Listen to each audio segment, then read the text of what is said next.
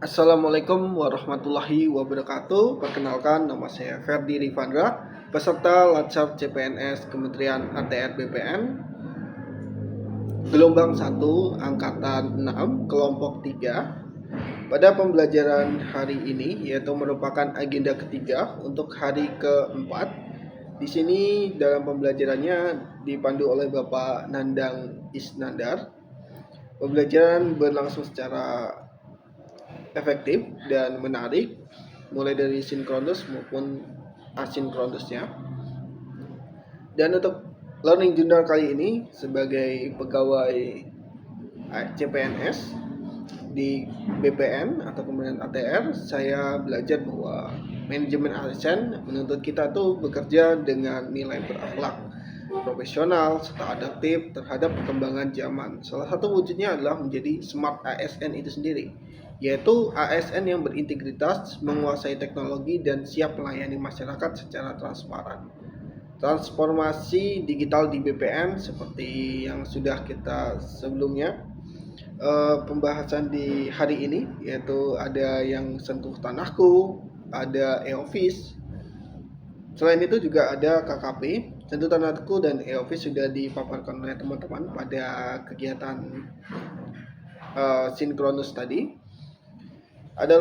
Selain itu ada juga KKP ya, adalah bukti bahwa pelayanan pertanahan kini tidak lagi bergantung pada cara manual. Kita dituntut menerapkan digital etiknya, digital culture, digital skill, dan digital safety agar pelayanan publik itu lebih cepat dan terpercaya.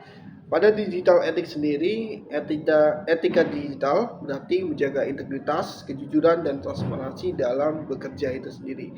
Di BPN ini, implementasinya terlihat ketika pegawai melakukan verifikasi dokumen sertifikasi data yang diinput harus sesuai dengan berkas asli, tidak boleh dimanipulasi. Itu sebagai etika kejujuran. Dalam aplikasi Sentuh Tanahku, kejujuran menjadi kunci agar masyarakat mendapatkan informasi status tanah yang benar kan?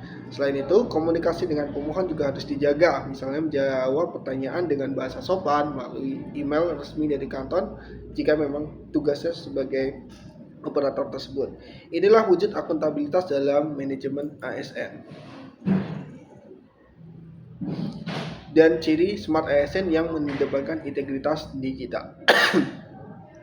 Pada digital culture, budaya digital adalah membangun cara kerja baru yang kolaboratif dalam efisiensi di BPN. Implementasinya terlihat pada penerapan e-office untuk surat menyurat internal, sehingga tidak lagi bergantung pada kertas, membuat sebuah culture atau budaya sendiri dari pindahnya dari kertas ke elektronik. Bidang pengukuran dapat berbagi data digital langsung dengan bidang pendaftaran melalui server sehingga proses lebih cepat. Bahkan rapat koordinasi kini hanya dilakukan secara daring, baik dengan Kanwil maupun kantor. Itu kan juga bisa dilakukan dengan Zoom. Contoh simpelnya mungkin kegiatan Latsar yang diadakan oleh BPSDM yang saat ini juga bisa dilakukan dengan Zoom ini.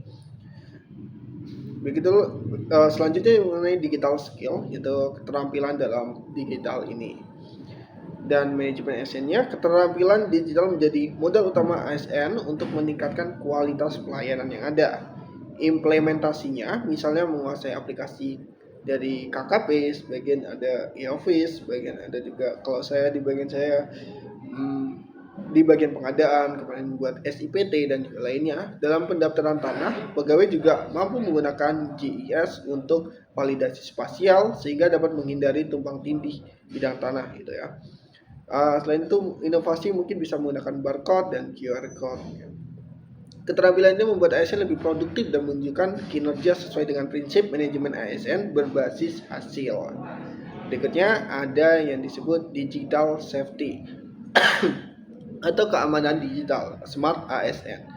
Keamanan digital adalah bagian penting dari pelayanan publik di BPN. Implementasinya mencakup perlindungan data pemohon, mulai dari nomor induk kependudukannya, sertifikat, hingga informasi spasial tanah, agar tidak bocor ke pihak yang tidak berwenang. Pegawai wajib menjaga password akun aplikasi internal seperti SIMPAC dan KKP, serta menggunakan multifaktor authentication. Nah, Hal ini adalah penerapan dari digital safety implementasinya. Selain itu, kesadaran akan ancaman phishing juga harus ditingkatkan. Jangan sampai membuka link mencurigakan yang berisiko membahayakan database di pertanahan. Jadi, langkah-langkah ini adalah wujud tanggung jawab ASN dalam menjaga reputasi instansi, khususnya di bagian digital safety ini. Kita harus menjaga dari segi keamanan di digital itu. Selain itu, dari pembelajaran ini saya memahami bahwa digital etik itu menumbuhkan integritas ASN. Digital culture itu membangun budaya kerja yang paperless, kolaboratif, dan adaptif. Digital skill meningkatkan kompetensi teknis dalam pelayanan pertanahan itu. Selanjutnya ada digital safety, melindungi data pertanahan yang vital bagi masyarakat. Keempat aspek ini mendukung manajemen ASN berbasis kinerja dan menjadikan kita ini smart ASN, ASN yang pintar, ASN yang mampu memiliki integritas dan mampu melakukan digital. ASN yang beretika, berbudaya, digital, terampil, serta menjaga keamanan data dari data itu sendiri. Dengan menerapkannya dalam tugas sehari-hari, kita bisa mewujudkan pelayanan pertanahan yang transparan, cepat, terpercaya, dan juga terpercaya. Jadi implementasinya tidak hanya sebatas teori, tapi langsung menyentuh pekerjaan harian sebagai pegawai PPN. Tadi mulai dari verifikasi dokumen tadi ya, terus pengelolaan data spasial, verifikasi dokumen, terus ada juga pengelolaan data spasial, penggunaan aplikasi KKP, hingga menjaga keamanan database pertanahan itu sendiri. Berikut tadi adalah video learning journal saya pada kegiatan agenda 3 Asin keempat ya, yaitu pada hari Kamis tanggal 28 Agustus 2025. Sekian dari saya. Wassalamualaikum warahmatullahi wabarakatuh. Baik.